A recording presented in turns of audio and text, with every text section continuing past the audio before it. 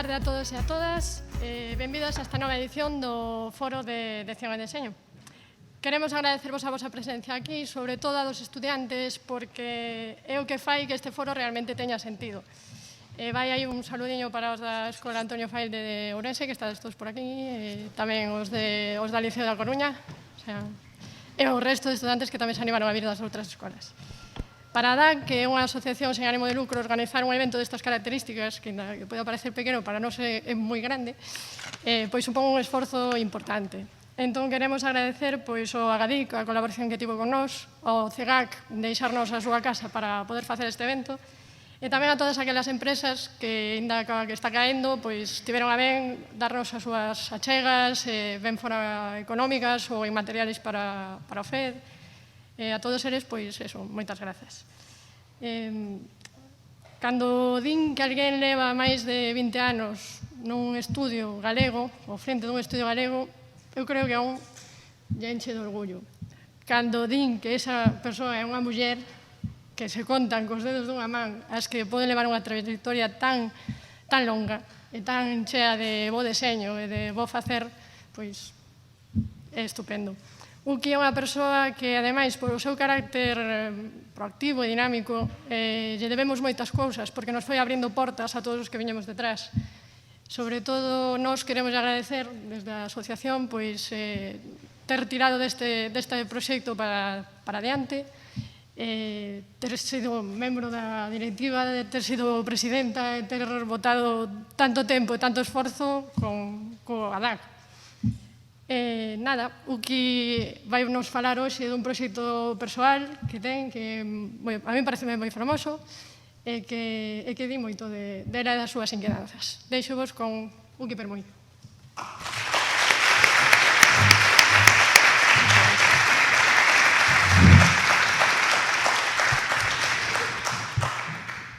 Dios, non sei se me escoitades, se me teño que acercar máis.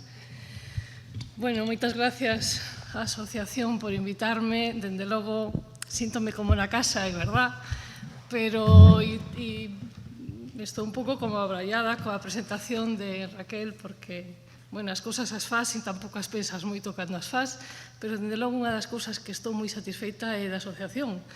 Dende logo é moi complicado crear, é moi complicado organizarse, é moi complicado que as cousas teñamos a suficiente ganas como de agruparnos para facer cousas, pero eu creo que é a única maneira de conseguir un pouco. Dende logo estou encantada de estar aquí, encantada de que isto teña vida, non podo dicir moito máis, moitas gracias, Dag, e que en moitos anos sigamos estando aquí, reuníndonos e que cada vez haxa máis xente. Bueno, pois nada, empezarei un pouco con, como dicía Raquel, cun proxecto que levo xa un pouco tempo traballando, e ás veces o problema que ten o estar metida nun proxecto, sobre todo de investigación ou de intentar descubrir algo, é que cando te piden falar sobre el non sabes o que decir de toda a información que tes acumulada. Casi que o que pretendín un pouco para preparar esta charla é intentar dar como uns fíos. Se logo temos máis tempo e tedes ganas e os apetece, pois seguimos falando, pero que sí que me resultaría triste non decir un pouco todo o conxunto. Entón, bueno, vou intentar, antes de nada, tamén decir que esta, aínda que a charla se titula Relacións icónicas coas paisaxes entre cruzar gráfico entre Brasil, Portugal e Galicia, non ten para nada ninguna intención de comparar unha gráfica con outra. Quero decir que cando me poño a traballar con este tema, a miña idea é descubrir o que se está facendo nun mesmo tempo nuns sitios en lugares diferentes. Escollín estos 3 puntos. Unha das principais porqués teño que pensar en fai 7 anos, cando aquí con Don preparamos esta publicación, que moitos coñeceredes, outros supoño que sodes novos, pois non, porque 7 anos parece que é moito. depende de para quen. Neste caso, bueno, esta publicación ten que ver con ese entrecruzar de gráficas, esos itinerarios, chamábamos itinerarios icónicos de ida e volta, porque o que queríamos descubrir era un pouco que se está facendo en Galicia e que se está facendo fora de Galicia, pero con xente que ten vínculos con Galicia. Galicia é un territorio, pero fora dese territorio suceden moitas cousas que está vinculada á nosa tradición. Iso ten que ver, pois, un pouco como o que vou a contar, con o que eu lle chamo agora un pouco un mapa de relacións, de interferencias, e un pouco sobre o que vou a comentar. Outra das cousas que quero aclarar antes tamén é que esta investigación non está rematada. É un pouco o que hasta agora atopei. Por suposto, se me podedes intervir no medio da conversa e queredes decirme pois que a min isto me sona ou teño unha referencia, ou me podedes decir despois se non queredes comentala en alto, pero agradezo todas aquelas aportacións que poden encher este mapa. E, por último, explicar, aínda que a mellor non é preciso, pero que é unha selección totalmente subxectiva. Quero decir, toda a investigación, ou toda a relación, ou toda a documentación sempre é subxectiva, porque ven a conto do que a min en este momento me interesa e o que descubro, selecciono o que a mí me chama a atención. Sempre sucede así, o que pasa que normalmente nos avisa. Por iso a historia está cargada dunhos principios e moitas veces o que sería a periferia non aparecemos. Eu son consciente desto e, dende logo, está dende ese punto de vista. Por iso pode parecer que a mellor non reflexa exactamente nin o momento nin o lugar, pero é o que a min me susire e o que eu selecciono. En todo caso, aí estamos, por iso podedes discutir, intervir e opinar. Bueno, despois destes 3 puntos, pois un pouco empezo con... Bueno, vou leros o prefacio dun libro que para min foi estupendo atopar porque ten bastante que ver co que buscaba, que se chama Liñas do tempo do deseño gráfico do Brasil e que Steven Haller empeza. Para min, tamén o modernismo eurocéntrico aparecía como o santo grial da práctica contemporánea do deseño gráfico. Estados Unidos, mais o modernismo europeo, era igual al diseño monumental. Hoxe, a miña concepción tornouse un pouco máis matizada, máis continuo a contrastar e comparar o diseño gráfico e tipográfico de outras partes do mundo a través destas lentes deformantes.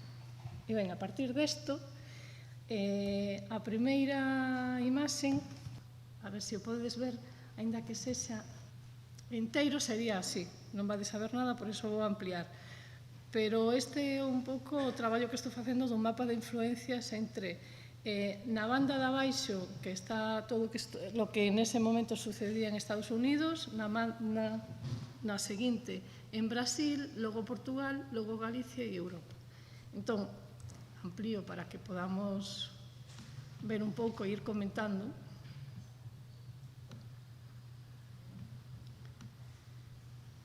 Esta é a línea un pouco que me vai a guiar e que de algún xeito me vai relacionando uns lugares con outro, que estaba pasando en Europa, por exemplo, que cando é realmente toda a historia deste tema tamén, como sempre, ten bastante que ver con as coincidencias.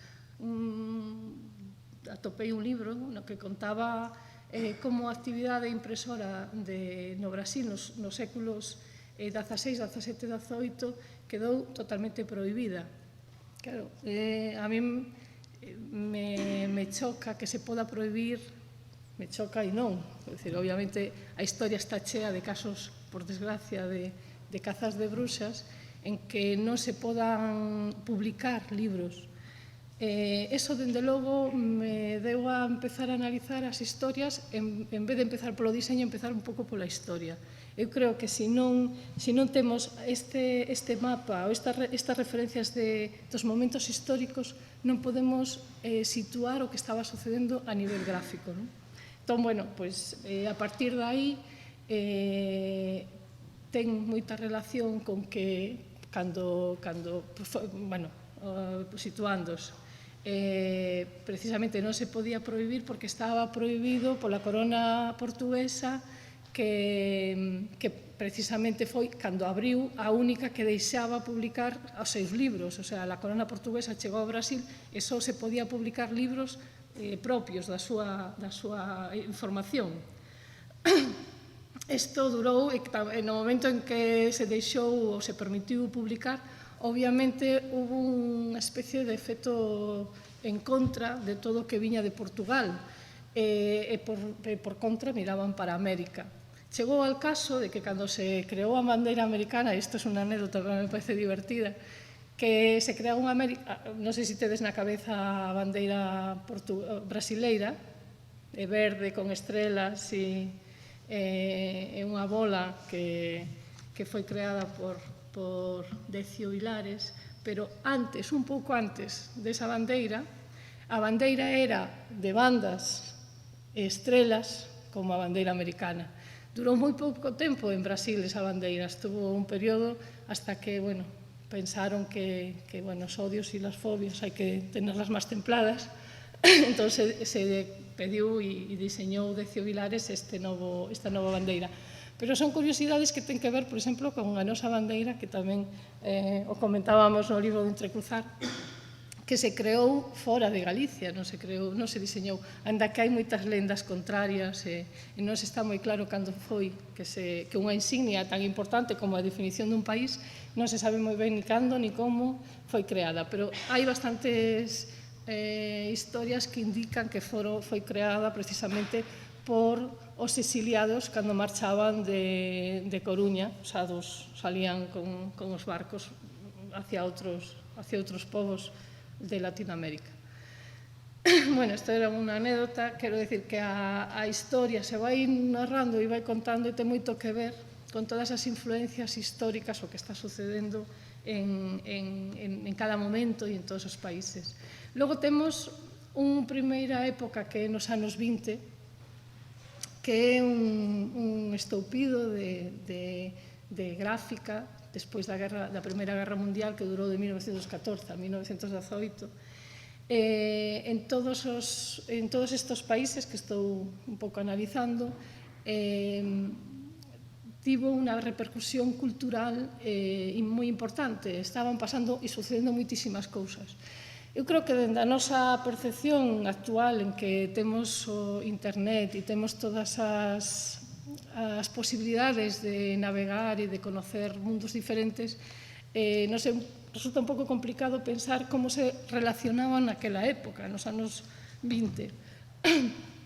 Dende logo, polo que teño leído e o que estás mirando, as relacións entre, sobre todo, un pouco os intelectuales, é verdad, que non era, a mellor non todas as persoas tiñan a mesma capacidade e a mesma disposición, pero había moitísimo movimento de xente, había moita inquietud, e isto que facía era de unhas influencias, por exemplo, estos trazos que están en líneas de puntos entre el Art Nouveau e América e Francia e Portugal, en donde os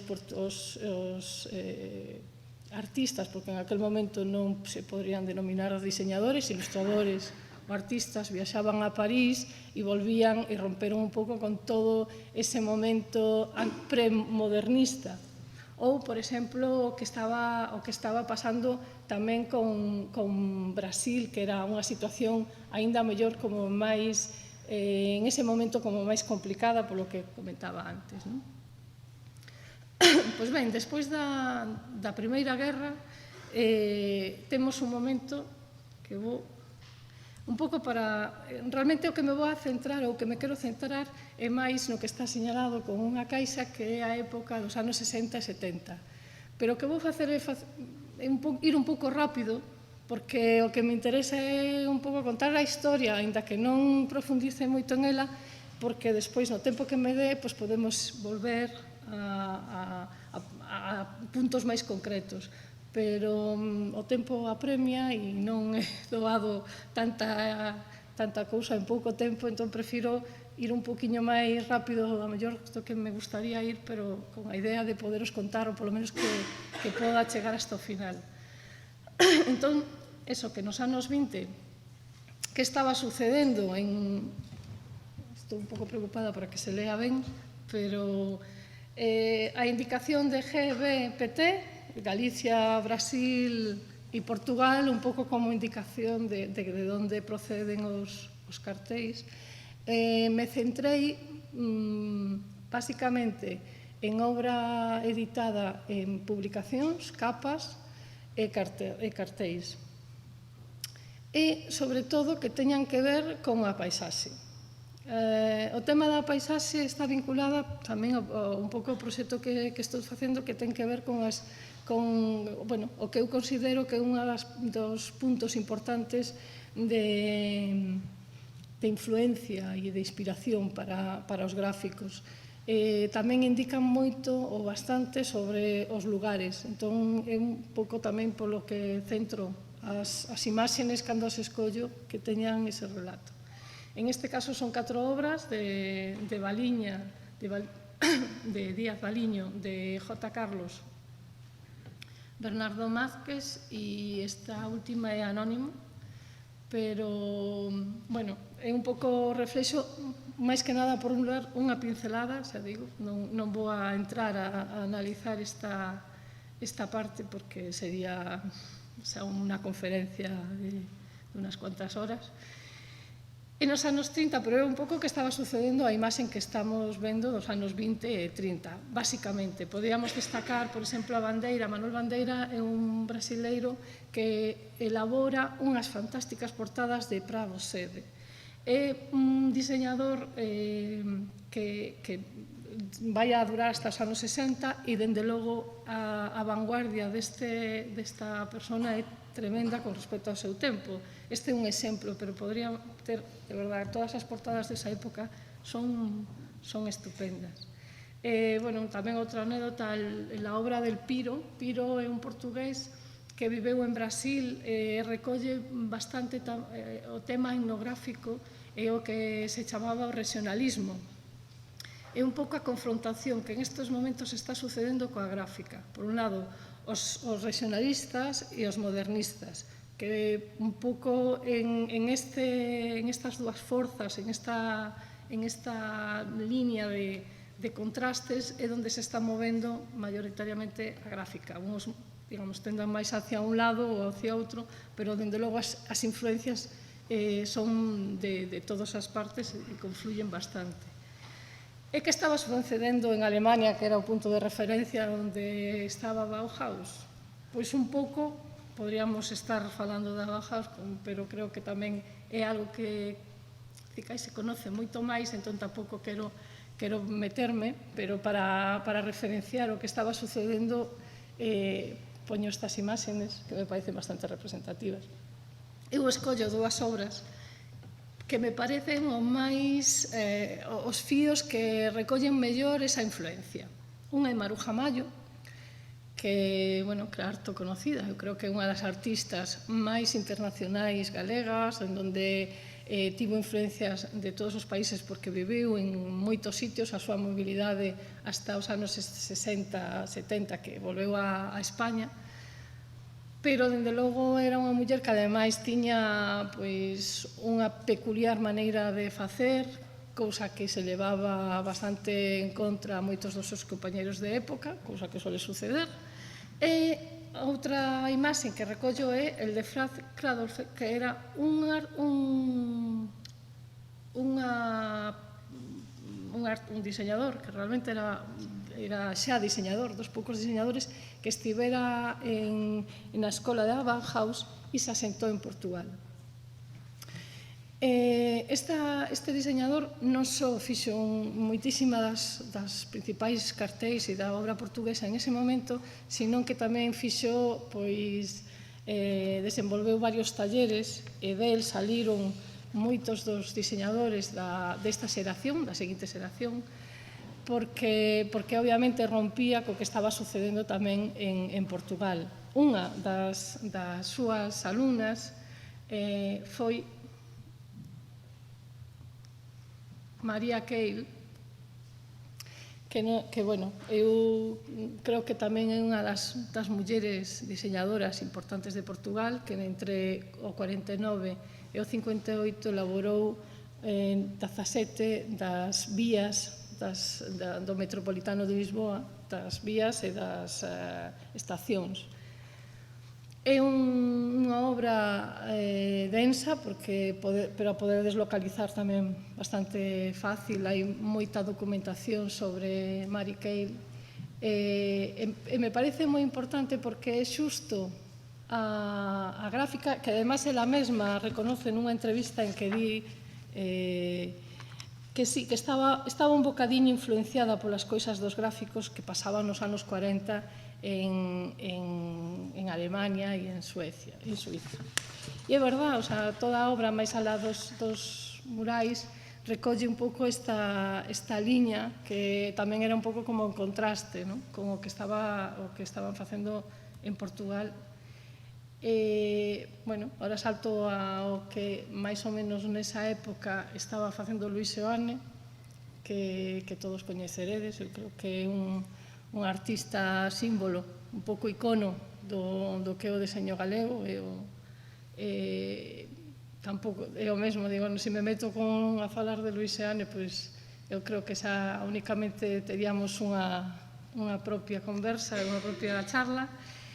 Me paso, bueno, e un pouco quero contrastar e quero ver, analizar, en ese mesmo momento estaban facendo obras pois estos artistas e diseñadores en Brasil, que a min, dende logo, tamén me suscitan moitas partes similares ao que estábamos vendo dos portugueses e dos galegos.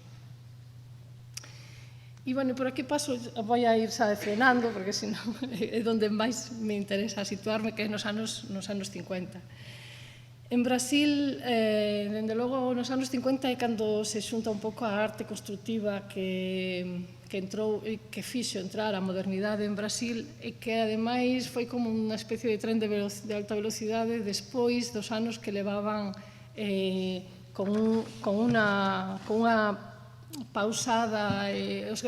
O que se podría ver nos séculos anteriores é todo o que viña de fora. Os diseñadores non eran propiamente de Brasil. Moitas veces a maioría dos traballos viñan sobre todo de Portugal ou de América.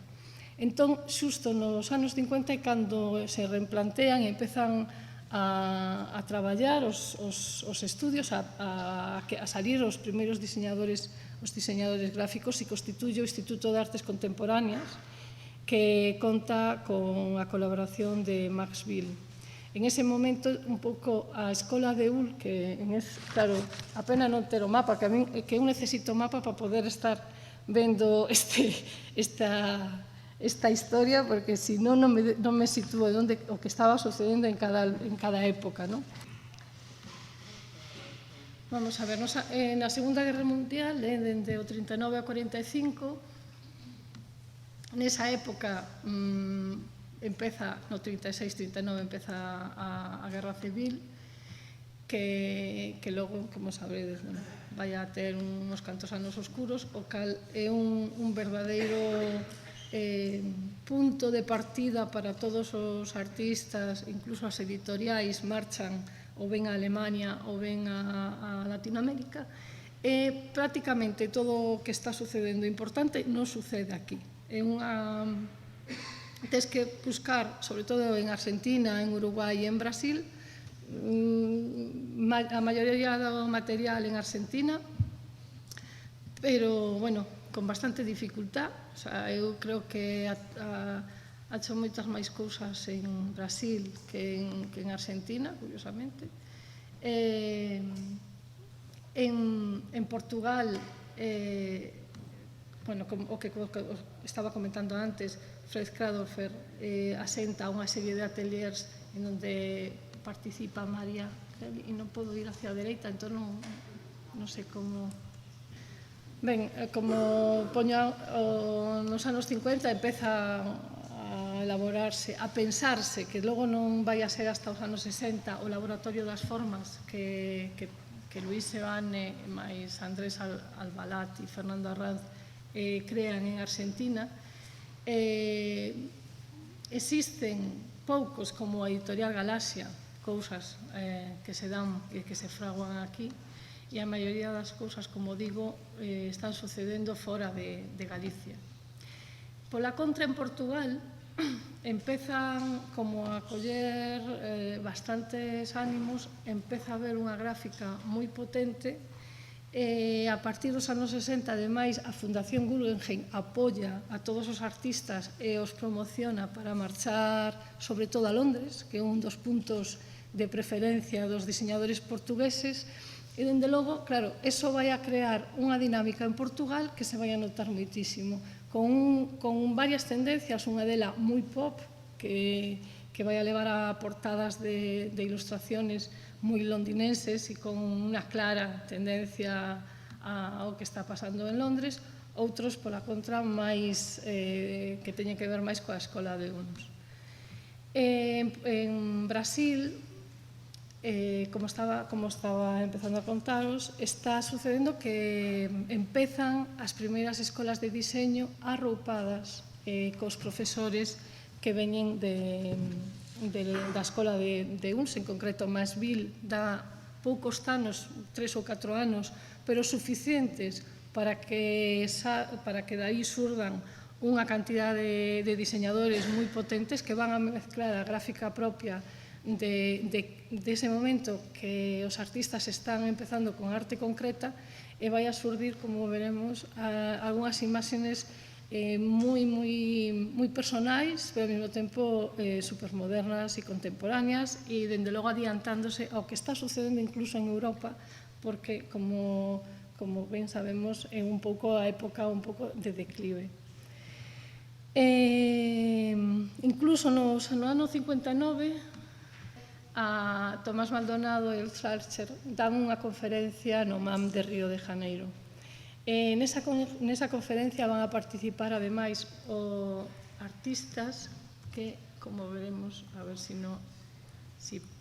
localizo, fan e están realizando en Brasil estas obras. Roberto Samonet é un deles, dos que participan nesas xornadas. É unha clara, é unha persona que se asenta en Brasil, encantado pola paisaxe e pola forma de vida brasileira. Eu escollín este cartel, pero tamén ten obra como moi potente que para min indica moi ben esa mistura de territorio e de sorpresa de unha paisaxe con unha liña gráfica totalmente fría, que pode ser a escola de Ulms, e que era un pouco tamén o que decía en algúns dos seus escritos Luis Seoane, que comentaba que o que habría que facer, ou a súa postura, era precisamente como atoparlle un punto non tan frío á escola de Ulm. Eu creo que este é un dos artistas ou dos diseñadores que amosan un pouco esa liña que todos en ese momento, algúns dos diseñadores intentaban crear. Danilo Di Prete é a obra dos anos 60, que, como non sei se lee, ledes ben a lenda, porque realmente tamén eu creo que amosa o espírito brasileiro cando nun cartel, de alguna maneira abstracto, a súa lenda di: isto para prevenir o que o Museo de Arte vai inaugurar o día 4, non deixe de comparecer. Que eu creo que este espírito, además esa mancha rosa no medio de unha gráfica que para os anos 60, os anos 50, é realmente rompedora, é un pouco, bueno, o que eu creo que está sucedendo en Brasil nese momento é bastante significativo. Podo comentar, para poñer as palabras de Luis Seoane, que en esa época, en 1957, escribe a crónica de relación comigo e as artes gráficas, e di: di Luis Seoane, falando do italiano Attilio Rossi e do alemán Jakob Ermelin: coñecíamos as experiencias fundamentais realizadas en Europa a partir dos modernistas. Coñecíamos dende 3 puntos ben afastados da Europa, moitas das experiencias máis recentes daquela. E así utilizábamos recursos gráficos como suprimir as mayúsculas ou poñer os títulos nas capas en corpo 10 ou 12, como un alarde de distinción e austeridade. Dende logo, coñecíamos as experiencias tipográficas futuristas e cubistas, as rusas dos anos 20, as de Helsinki, as de Birmingham de Holanda, os traballos modernistas do escultor e grabador Enrique Hill e as novas tendencias dos constructivistas alemáns, os ensaios do letón Nicole Strucket, os de Herbert Bayer, bueno, non sei se pronuncio ben, pero bueno, intento máis ou menos, se os coñecedes, da Bauhaus e casi todos os estudios da composición gráfica de contrastes de tono e ópticos que logo iban a influenciar notablemente na pintura e nas artes plásticas en xeral. Bueno, con isto é un pouco o que estou, digamos, contando da locura ou do interés que ten este trasvase de coñecemento entre uns e outros lugares e, dende logo, a min, por exemplo, me ten moito interés o que está sucedendo en Brasil porque eu síntome bastante identificada a hora de traballar ou a hora de, creo que todos temos como puntos de referencia e que, como decía do principio da charla, unha das nosas bases, normalmente eu creo que, sobre todo a xeración, e non sei, supoño que as seguintes, é o que sucedeu na Escola de Uls ou la Bauhaus, que foi digamos, o boom, o momento, o primeiro punto de referencia en canto a diseño e diseño de produto, diseño gráfico. Ben, como se asimilan esas perspectivas, esas sinais, esas identidades, teñen despois que ver con o que eu creo que trataban de comentar ou explicaba perfectamente Luis Seoane, que como lle poñemos de alguma maneira a carácter a esas liñas ou como asimilamos esas liñas incorporando o que son as tendencias ou as identidades ou que en algún momento, por exemplo, en Brasil se chamaba non me vai salir a palabra, non a teño a man, pero bueno, tiña que ver con a selva, con o denso que é a vegetación brasileira, e iso creou unha corriente que tiña moito que ver, sobre todo na época en que estamos falando, de controversia contra os que criticaban ou que querían que a modernidade non tiña que ver con o salvaxismo que un pouco lle tildaban a esta tendencia de arte. Un pouco de aí saliron todas as tendencias de neoconcretismo e que teñen tanto, vamos, clarísimo de referencia con isto que estamos comentando do diseño. E, curiosamente, en Brasil o arte concreta foi bastante despreciado hasta fai moi pouco tempo, quero dicir que estamos falando a mellor dos últimos 3-4 anos que empezan a volver a ver e a recuperar aos concretos.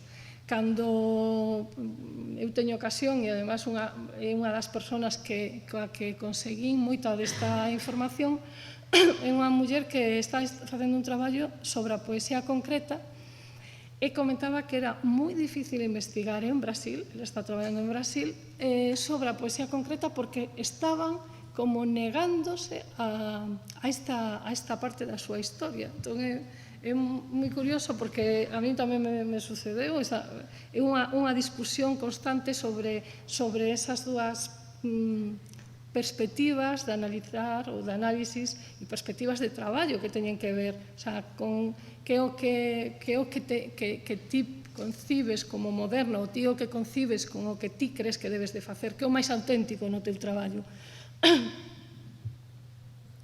Bueno, me podes interrumpir, non é por nada, pero que non sei canto, e además avisarme do tempo, porque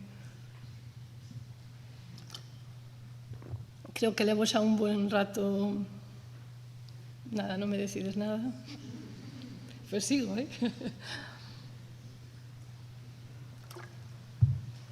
Ben, a ver se arranco, porque ahora me fumo un pouco.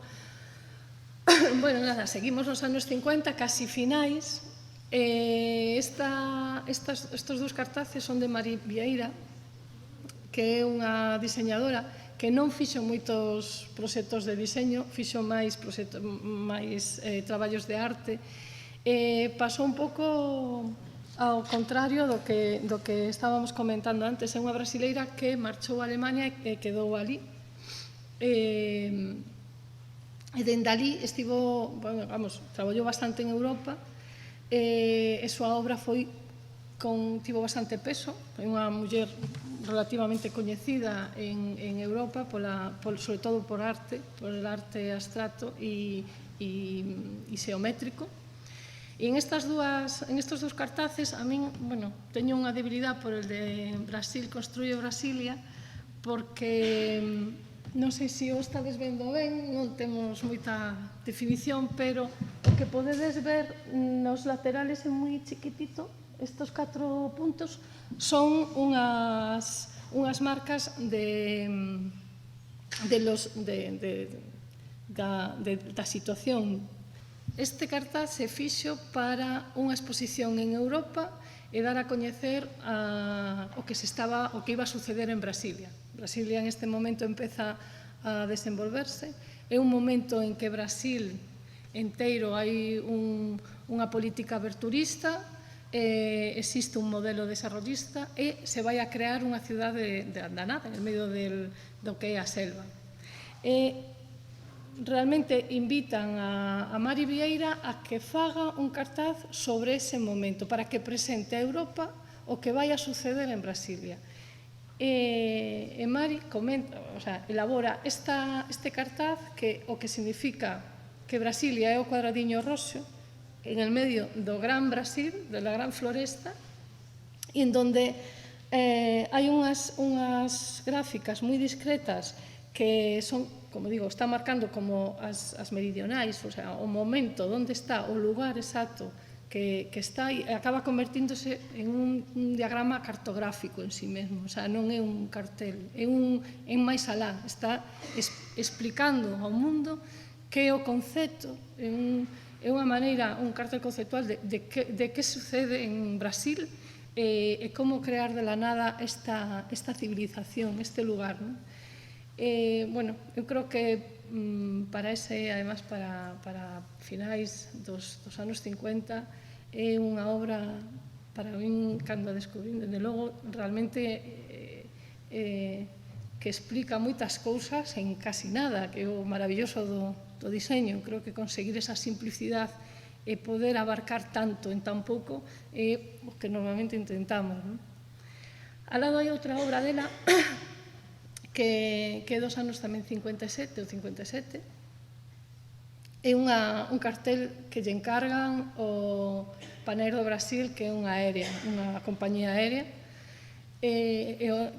Sucede un pouco o mesmo. A representación gráfica do oceo, da terra, con a unidade de un círculo para, non sei, entre o concepto casi de avión, a ventanilla, o lugar dende onde ti miras ese paisaxe, tamén me parece, das obras que además potente, a cor que utilizan en Brasil tampouco ten que ver con a cor que utilizan en Europa.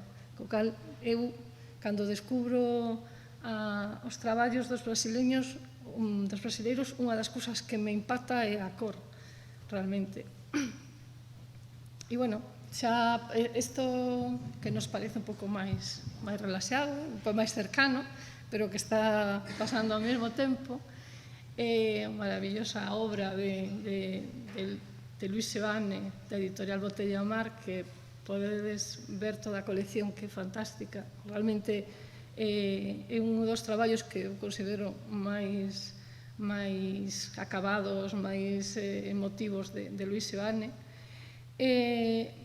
A obra de Sebastião Rodríguez, que é tamén un dos diseñadores portugueses máis, xa non máis conocidos, sino máis importantes. Eu creo que é unha referencia como que pode ser Luis Seoane, que por desgracia tampouco é que se o coñeza moito. Non sei se coñecedes a obra de Sebastião Rodríguez. Coñecedes, todos coñecedes a Sebastián? Sí? hostia, ya estaba yo asustada, digo, ¿qué pasa? Non, que eu creo que non se coñece para a importancia que ten. Realmente ten unha obra amplísima, sobre todo nos anos 50 e 60, elaboraba todo, digamos, o máis potente, as exposicións internacionais de Portugal,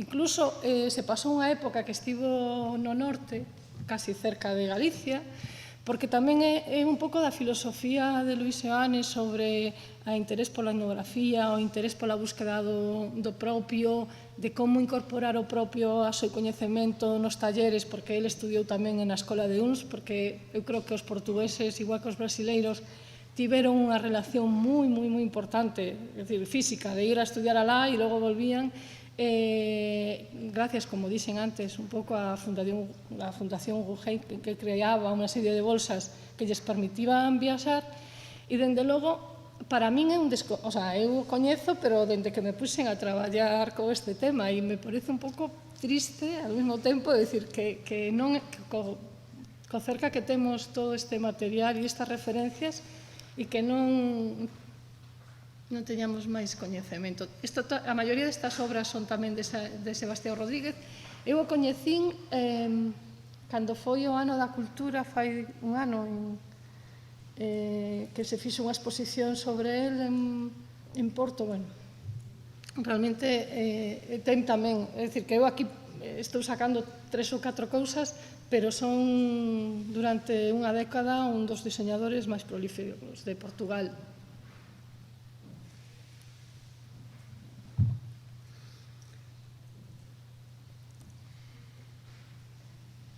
Bueno, a obra de Luis Seoane do 52, que tamén é para min un pouco mítica, é unha das portadas por escoller algunha tamén da obra de Luis Seoane, que ao mesmo tempo, creo que os poño un pouco a la par porque teñen, a súa obra sí que ten diálogo, e eu creo que hai moitas referencias. É certo que en esta época se fixe unha exposición. A ver, vamos al mapa para non equivocarme de data, en 1969. O sea, sí, a finais dos 60, en Coimbra se fai unha exposición sobre Castelao con Ricard Salvat, organizada por Luis Seoane, en donde, ademais, Luis Seoane organiza e crea toda a escenografía e todos os traxes da obra de teatro que se vai a representar xunto a exposición de Castelao. Bueno, eu creo que son momentos en que sí que hai unhas influencias bastante claras. E este paso xa é un pouco o de Portugal con Londres, que antes comentaba, en que teñen unha cantidade de portadas, sobre todo de publicacións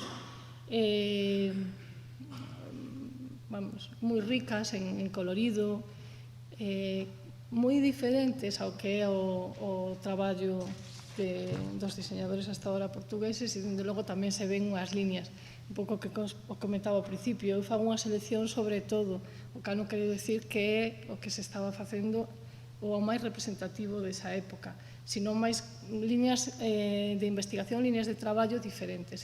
Creo que esta é unha que ten moito que ver con a época pop, con o que estaba sucedendo, sobre todo en Londres. Xa nos estamos achegando aos anos 70. E en Brasil, estaba, vamos a ver, en Brasil neste momento, volvemos outra vez un pouco, claro, Brasil é moito país como para contar con dous trazos, porque a produción é inmensa, a cantidade de revistas, as cifras sobre as edicións son impensables aquí, incluso en España. Entón, claro, eu o que vos estou enseñando son pequenas cousas que entresaco para non alargalo moito, pero podría dicir que esta época, entre os anos 50 e os anos 70, en Brasil está desenvolvéndose os traballos gráficos de publicaciones máis modernas, ao mesmo tempo máis conservadoras tamén, porque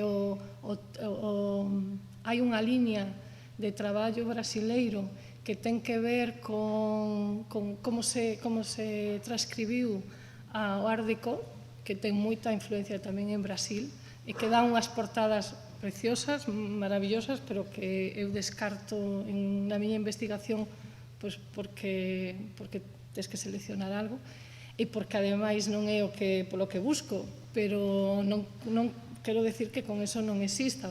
É quizá o máis importante e o que máis está tendo máis éxito de todo o público é o que sería esta representación fotográfica, estas revistas que se poden decir de ocio e que, vamos, en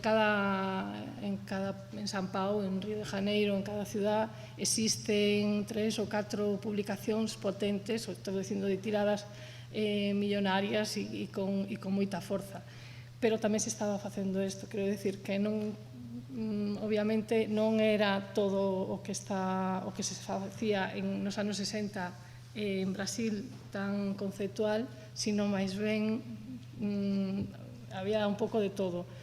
Pero digamos, de todo o que hai, escollín esta línea porque é un pouco o que me interesa.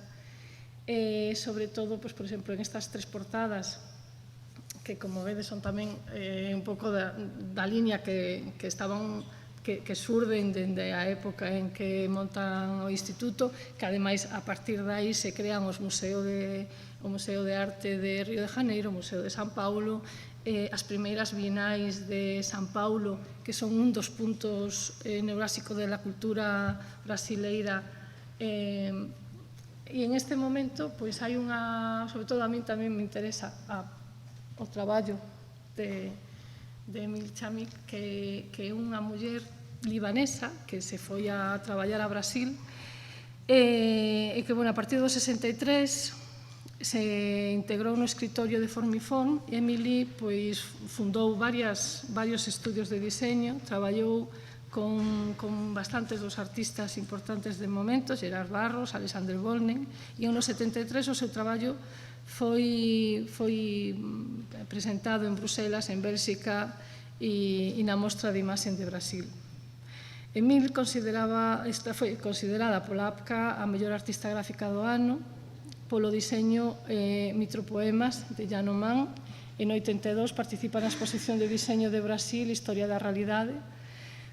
A muller realmente ten moitos premios, foi moi recoñecida hasta que no 2000, pouco antes de falecer, que organizou unha exposición sobre o libro e sacou a última obra que é Rigor e Pasión, poética visual dunha arte gráfica, que é realmente tamén unha maravilla visual e conceptual. Pois un pouco rápido, mellor, pero que non sei, isto dos tempos, además utilizo o reloj, que hora temos?